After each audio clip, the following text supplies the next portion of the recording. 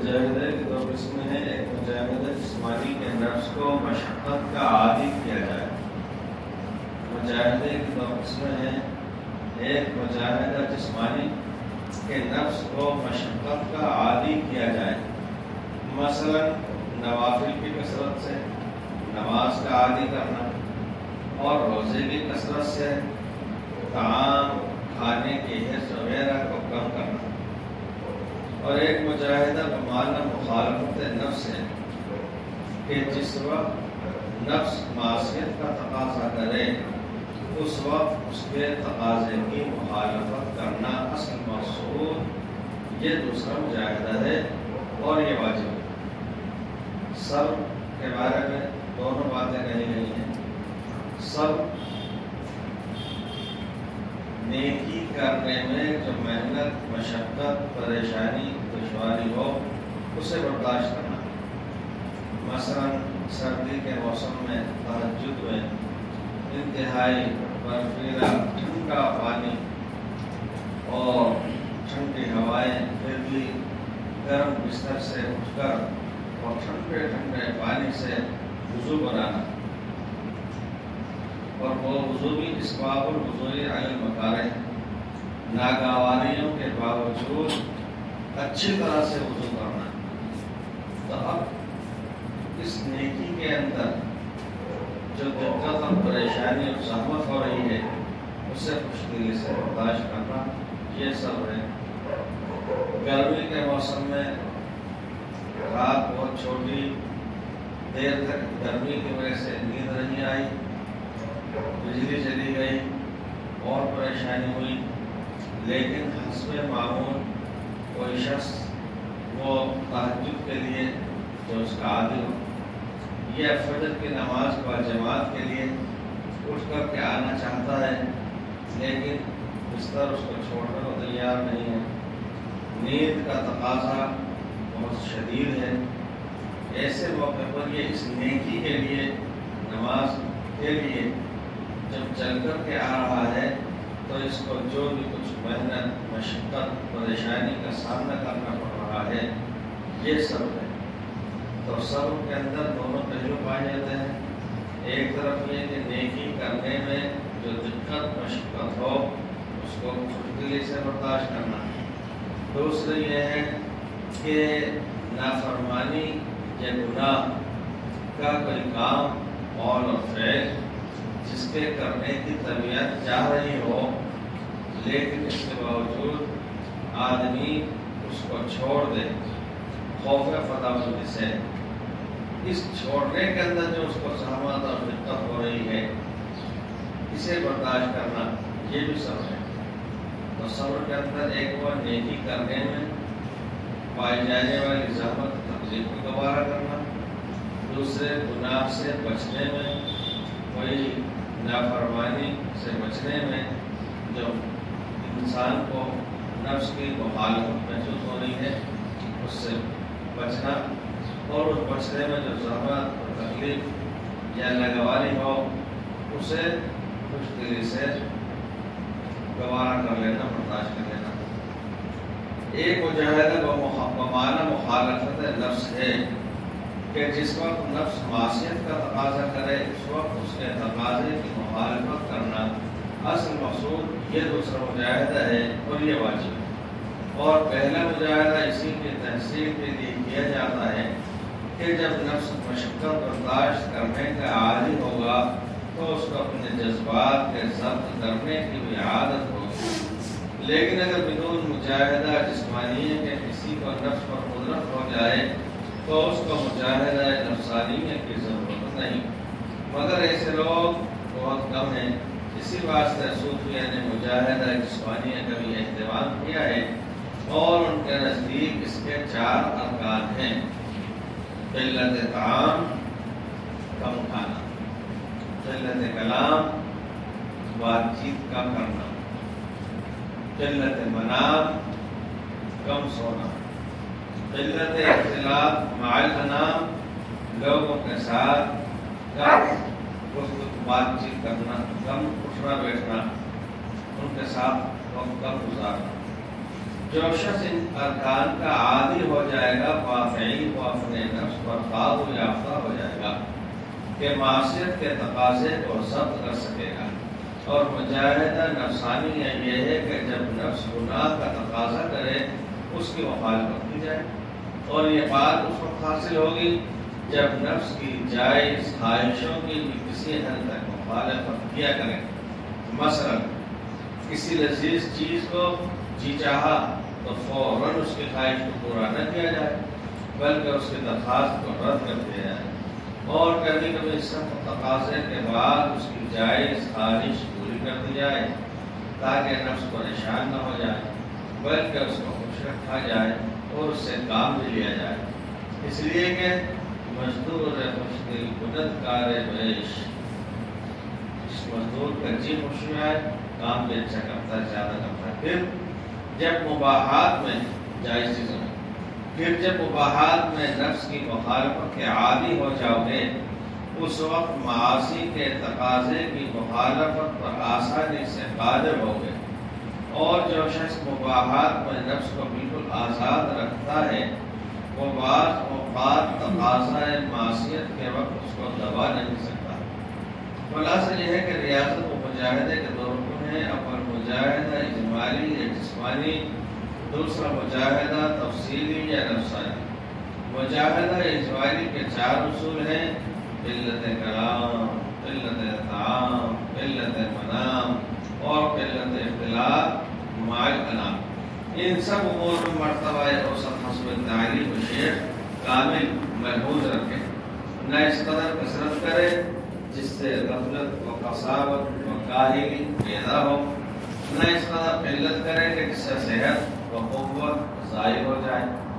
دوسرا رکن مجاہدہ تفصیلی کی 2 قسمیں ہیں۔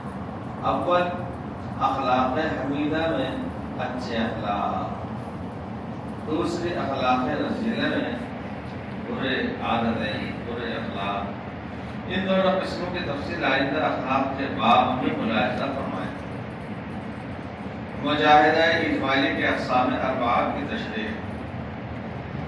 قسم اول قلت کلام، انہوں نے 4 رکن بتلائے تھے جن میں سے پہلا تھا کم گفتگو کرنا۔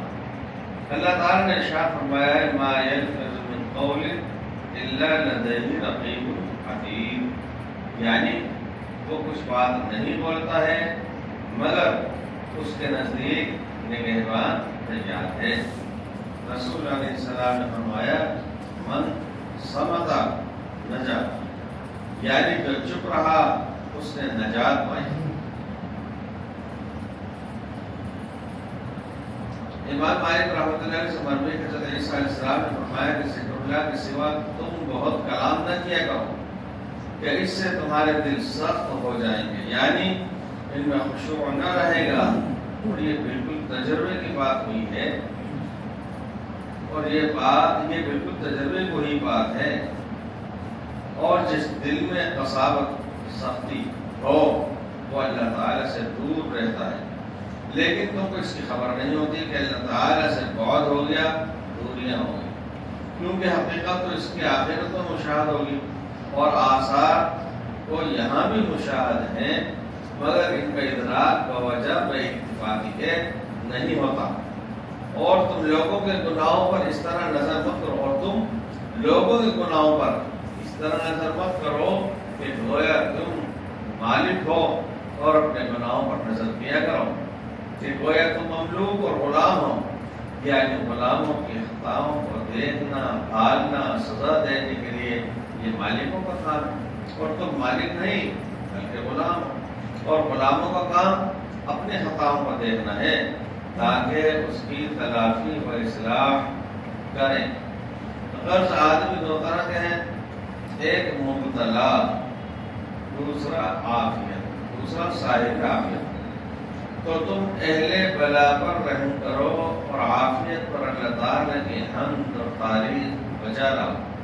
بس گناہ ایک بلا ہے، اس پر تحقیر یا طعن مت کرو، ترحم کے ساتھ، نرمی کے ساتھ نصیحت یا دعا کرو، اور گناہ سے محفوظ رہنا یہ ایک عافیت ہے، اس پر عجب اور ناز مت کرو، بلکہ اللہ تعالیٰ کی نعمت بلا استحقاق سمجھ کر شکر کرو، اور اس کے عموم میں اور کلیات سے آپ نے کیا گئی تشریح۔ تقلیل کلام کی تشریح یہ ہے بات چیت کم کرنا، کہ انسان جتنے کلام کرتا ہے بظاہر اس کی 3 قسم ہیں۔ اول مفید، جس میں کوئی دین یا دنیا کا فائدہ ہو۔ 2 مضر، جس میں دین یا دنیا کا کوئی نقصان ہو۔ 3 نہ مفید نہ مضر، جس میں کوئی فائدہ ہو نہ نقصان۔ اس تیسری قسم کو ہی حدیث میں لا یعنی کے لفظ سے تعبیر فرمایا گیا ہے، ترک لا یعنی۔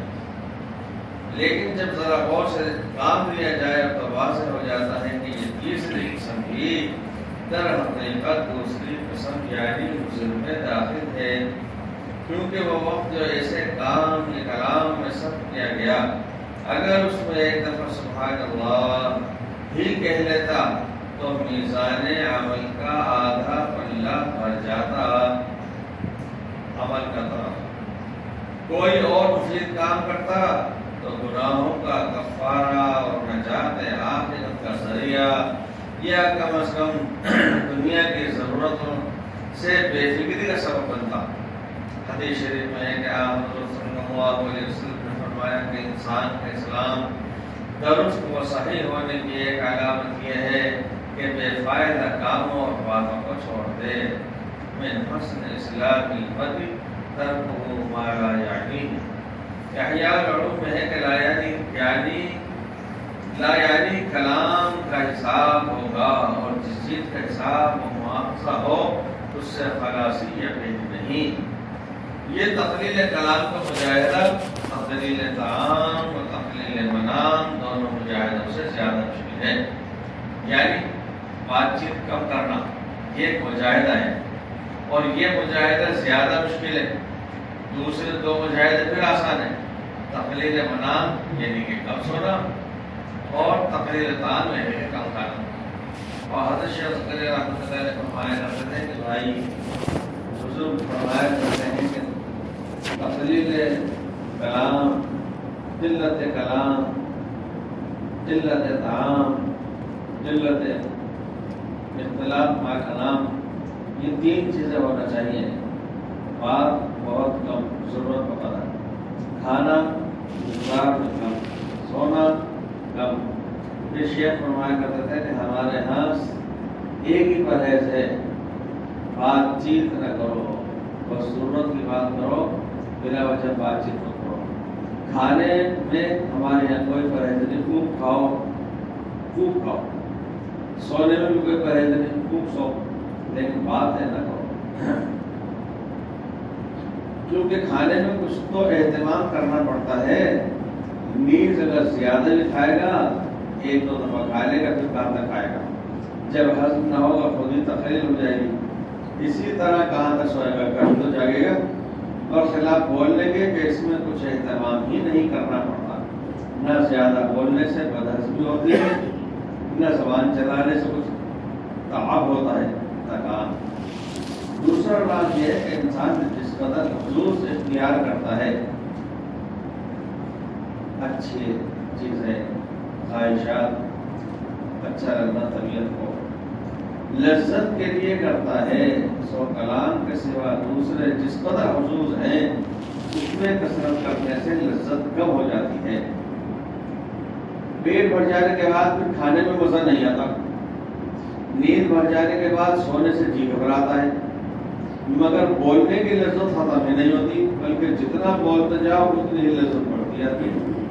اس لیے تقلید کلام سب سے زیادہ دشوار ہے، مگر باوجود دشواری کے اس میں آزادی اس لیے نہیں دی گئی کہ زیادہ بولنے میں آفات بہت ہیں۔ بہت زیادہ بولا کرتے تھے، بہت بولا کرتے تھے، اور حضرت مولانا الیاس رحمۃ اللہ علیہ فرمایا کرتے تھے کہ زکریا 1 مہینے چپ رہ جاؤ، ولایت کا وعدہ کرتا ہوں۔ بہت عرصہ گزرنے کے بعد شیخ نے کہا حضرت مولانا الیاس صاحب سے کہ 6 مہینے چپ رہنے کو تیار ہو، فرمایا نہیں کہ اس وقت کی بات کہ زیادہ بولنے میں آفات بہت ہے اور ان سے گناہوں میں ابتلا صرف ہو جاتا ہے۔ زیادہ کھانے میں دوسرے کا کیا بگڑ رہا ہے، دوسرے کو کیا برا لگنے لگا، زیادہ سونے میں دوسرے کا کسی کا کیا نقصان ہو رہا ہے، لیکن زیادہ بولنے میں کسی کی غیبت ہو گئی، کسی پہ چھیٹے کشی ہو گئی، کسی کا برائی سے ذکر ہو گیا جس کے بارے میں وہ اس کو برا بھی لگے گا اور گناہ اپنے سر پڑتا چلا جا رہا ہے۔ حضرت مولانا صاحب رحمۃ اللہ علیہ فرماتے تھے کہ ایک صاحب کی کوئی غیبت کرتے تھے، جن کو معلوم چلا، کہنے لگے کہ کوئی حرج نہیں، میری تو نیکیوں میں اضافہ ہو رہا ہے۔ حضرت مولانا صاحب رحمۃ اللہ علیہ فرماتے ہیں یہ کیا بات ہوئی، آپ کی نیکیاں بڑھ رہی ہیں، آپ کو خوشی ہو رہی ہے، آپ کے ایمان والے بھائی کے کھاتے کے اندر گناہ بڑھتے چلے جا رہے ہیں، اس کی فکر نہیں پڑی۔ اسی لیے اپنے یہاں یہ کہا گیا تفہم، یعنی ایسی جگہ سے بچنا چاہیے کہ خواہ دوسروں کو کچھ کہنے کا موقع ملے۔ رسول پاک علیہ السلام کے اعتکاف میں تھے اور آپ علیہ السلام کا خیمہ مسجد میں لگا ہوا تھا۔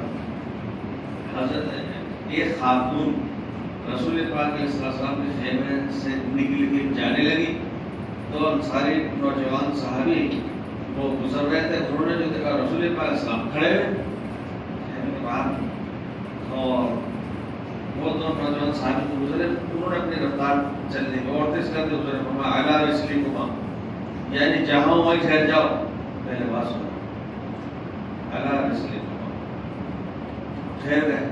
آپ فرمائے تمہاری اماں جان صفیہ بنت حیی ہیں جو اعتکاف میں میرے پاس آئی تھی بات کرنے، تو انہوں نے کہا کہ اللہ کے رسول سبحان اللہ، ہم اپنے ذہن میں آپ سے متعلق کون سی ایسی بات ایسا خیال لا سکتے تھے، ہرگز نہیں۔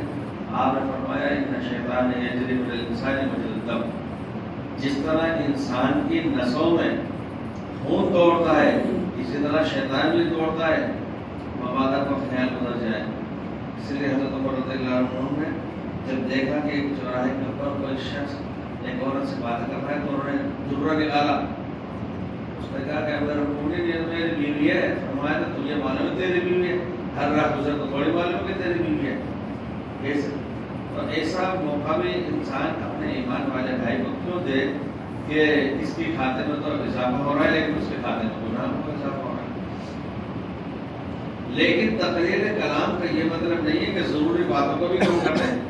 اسی لیے پہلے میں جب پڑھتے تھے تو 4 سال رہنا ہو، پہلے سال میں حضرت جی انعام الحسن صاحب رحمۃ اللہ علیہ کیا عشاء کے بعد یعنی حیات الصحابہ وغیرہ کی تعلیم کے بعد 11 بجے تو مجلس ہو جاتی تھی۔ حضرت جی رحمۃ اللہ علیہ اس سے کہتے تھے تم تو ملیشیا کے لگتے ہو، سب بات ہوا، حضرت جی پوچھتے بھی تھے تم کیا پڑھتے ہو، تم کیا پڑھتے ہو۔ جب ہم لوگ گئے وہاں پر اور حضرت جی روانگی کی ہدایات سے پہلے واپس والوں میں ہدایت دیا کرتے تھے حجرے کے باہر، اور اس زمانے میں تو بہت کم لوگ ہوتے تھے جو واپسی آتی تھی جب آتے ان کو ہدایت دیا کرتے تھے کہ گھر جا کے کیا کرنا ہے۔ تو اس کے بعد میں ان سے ملاقات کر رہی، انہوں سب ساتھ گئے تھے، تعارف کرایا کہ یہ ہے یہ ہے، اور ان کا بھی تعارف کرایا۔ حضرت جی نے پوچھا یہ کیا پڑھے گا کہ مختصر، ہاں بھائی آدمی بھی مختصر ہے۔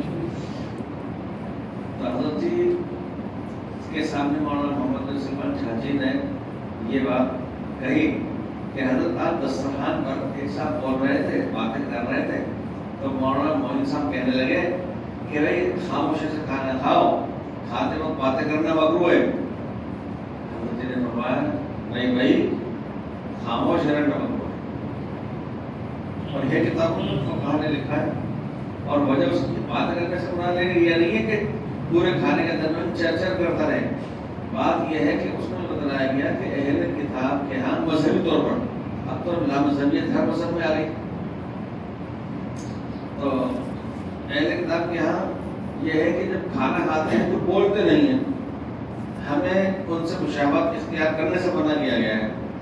تو اتنا بھی نہیں کہ آدمی جس طرح پہ بالکل خاموشی رہے، ہلکی پھلکی کوئی بات کر لیں کیا رہے۔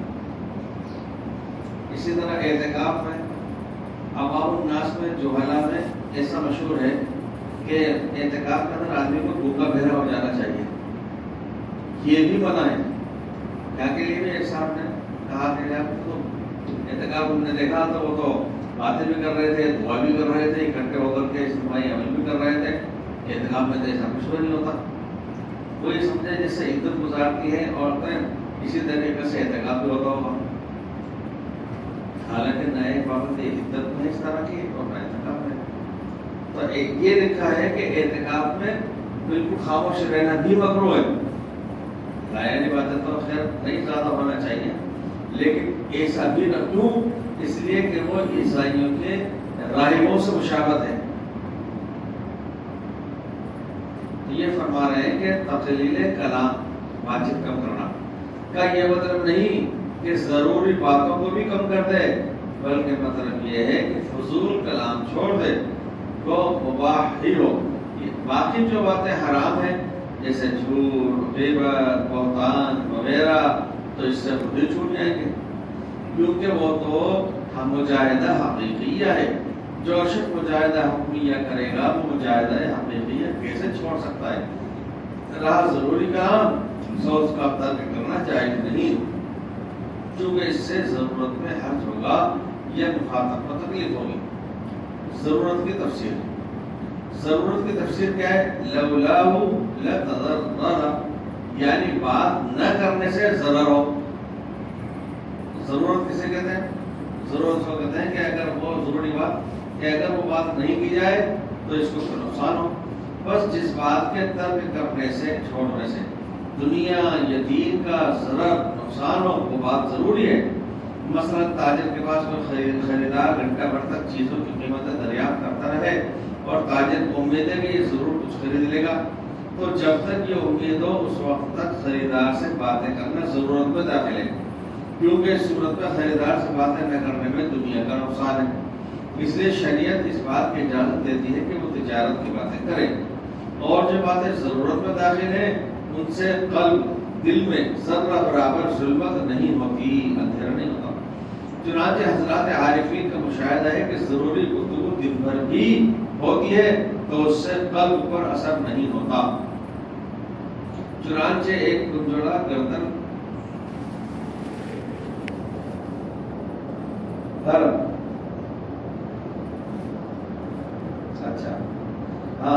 دن بھر، اگر دن بھر لے لو امرود پکارتا پھرے تو اس سے دل پر ذرہ برابر بھی ظلمت نہ آئے گی۔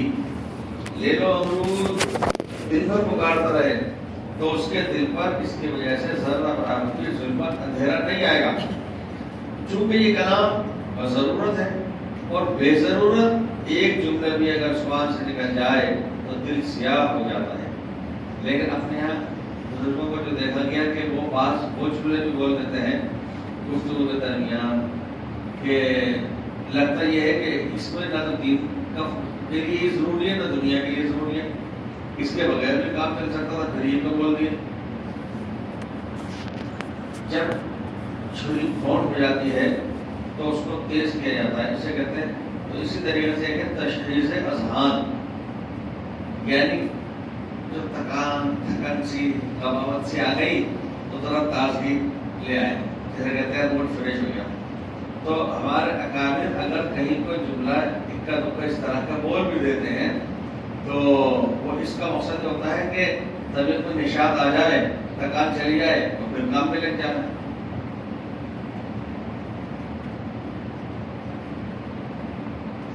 حاصل یہ ہے کہ شریعت نے تقلیل کلام کی وہ صورت تجویز نہیں کی کہ زبان بند کر کے بیٹھ جاؤ، بلکہ اس کی یہ صورت تجویز کی کہ تلاوت قرآن مجید میں مشغول رہو یا ذکر کرتے رہو، جس سے مجاہدہ تقلیل کلام کا فائدہ بھی حاصل ہو جائے کہ زبان گناہوں سے بچی رہے، فضول باتیں کرنے کی عادت کم ہو جائے، اور اسی کے ساتھ ثواب بھی بے شمار ملتا رہے جو خاموش رہنے میں کبھی حاصل نہیں ہو سکتا۔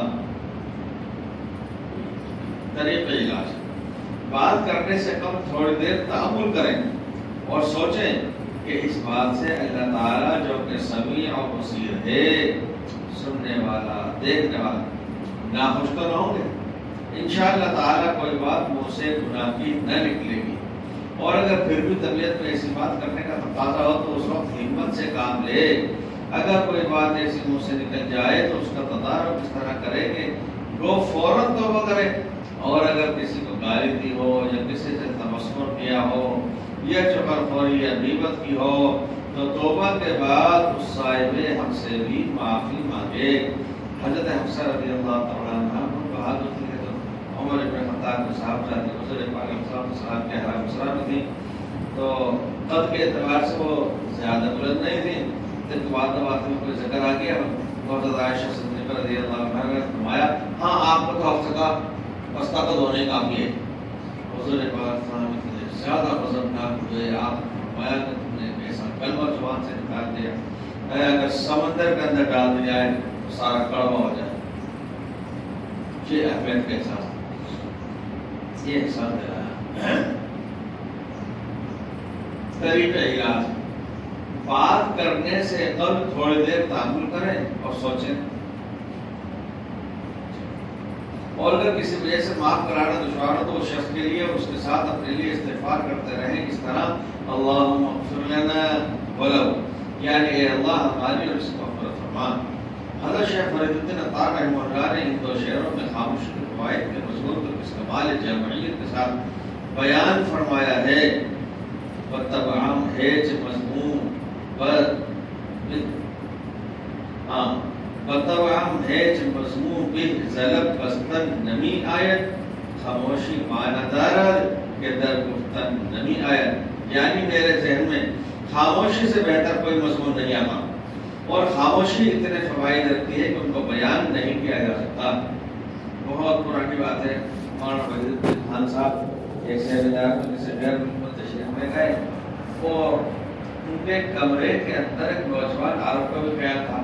ہوٹل میں کس کمرے میں ٹھہرایا تو وہ بھی تھے ان کے ساتھ ایک نوجوان عرب بھی دیکھا. اس عرب نے جی کم بہت ہے کم بول لکھتے تو خوب تھے لیکن کم بولتے بہت کم بولتے تھے مولانا وحید الدین خان صاحب. اس نے اپنے مقالے کے اندر یہ بات کہی تھی کہ بولنا اگر چاہتی ہے تو خاموش رہنا سونا ہے. یہ اس نے اپنے مقالے میں ایک بات کہی تھی سیمینار میں پڑھی تھی کہ بولنا اگر چاہتی ہے تو چپ رہنا خاموش رہنا سونا ہے. خیر ایک کمرے کا قیام تھا. اب کمرے میں آئے تو یہ خاموش تھے بالکل. اور 3 دن رہنا. اس نوجوان عالم نے کہا کہ آپ بولتے نہیں بالکل خاموش رہتے ہیں. فرمایا میں سونا بنا رہا ہوں.